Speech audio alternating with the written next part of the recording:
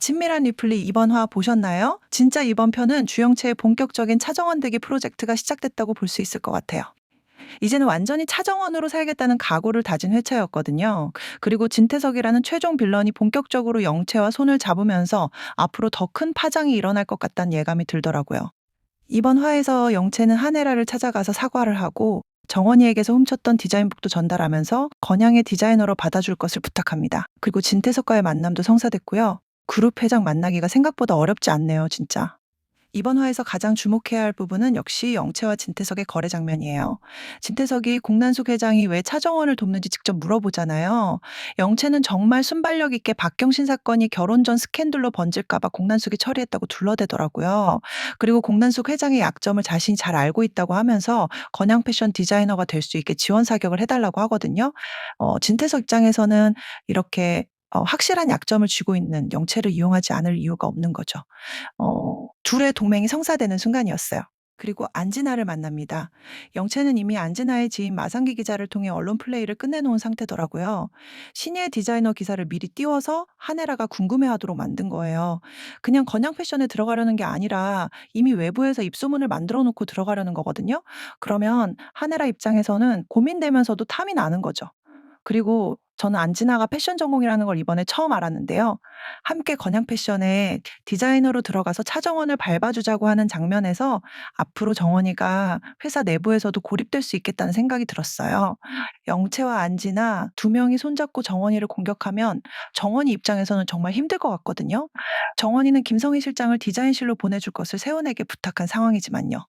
그리고 스쳐 지나갈 수 있지만 정말 중요한 장면이 하나 있었어요. 바로 황 실장의 등장이에요. 차를 마시는 세훈과 정원이를 보면서 황 실장이 고민하는 표정을 짓잖아요.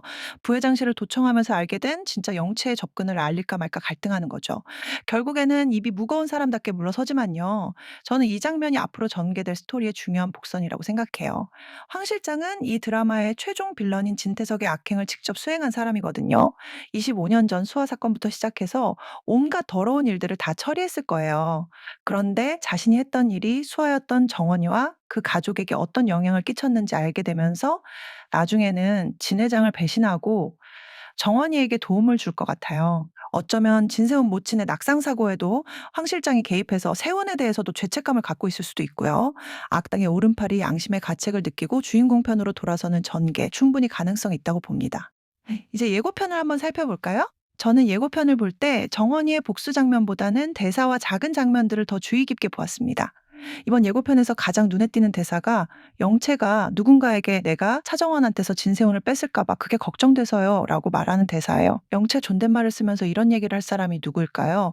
이 거짓말 놀이를 아는 사람은 홍 셰프, 구실장, 공난숙, 주하늘이잖아요. 그중에서 영채가 존대를 하면서 이런 속내를 털어놓을 사람은 홍 셰프나 구 실장 정도일 것 같은데요. 저는 개인적으로 홍 셰프에게 연애운이나 결혼운을 봐달라고 상담하는 장면이 아닐까 생각해요. 영채가 진세훈을 유혹하려는 계획을 본격적으로 실행에 옮기기 전에 홍 셰프한테 조언을 구하는 거죠. 이게 사실이라면 다음화부터는 영채가 세훈에게 적극적으로 접근하는 장면들이 나올 것 같아요. 그리고 예고편에서 기자들 앞에 누군가 서 있는 장면 보셨죠? 머리 모양을 봤을 때 한혜라 같더라고요. 아마도 박경신이 마지막으로 섰던 건양그룹 패션쇼 책임자로서 박경신 실종 사건에 대해 기자들 앞에서 입장을 밝히는 장면인 것 같아요. 박경신 실종 사건이 계속해서 파헤쳐지면서 차정원의 이름이 나올 수밖에 없는 상황인데요. 지금 정원이는 가짜 영채로 살고 있는데 정원이의 이름으로 벌어진 사건이 다시 수면 위로 떠오르면 정말 위기에 처할 수밖에 없어요.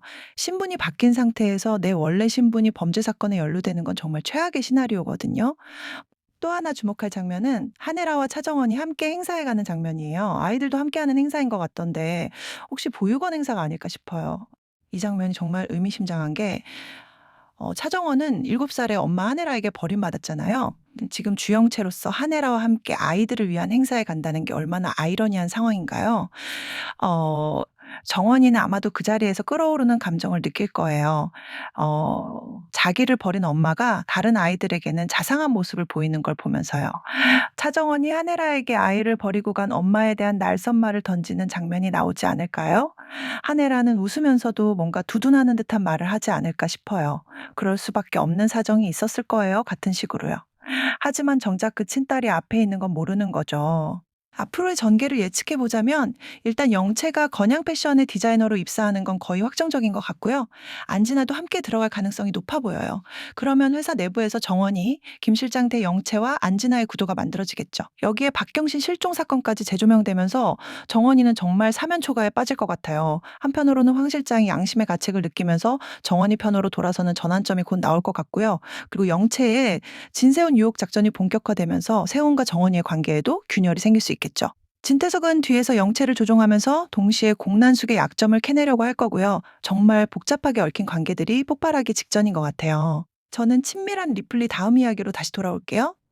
다음 화가 정말 기대되는데요. 영채의 건양 패션 입사, 박경신 사건의 진실, 그리고 한혜라와 차정원의 진짜 관계가 언제 드러날지 정말 궁금하거든요. 여러분은 어떻게 생각하시나요? 영채가 진세훈을 정말 유혹할까요? 댓글로 여러분의 예측을 남겨주세요. 구독, 좋아요도 부탁드립니다.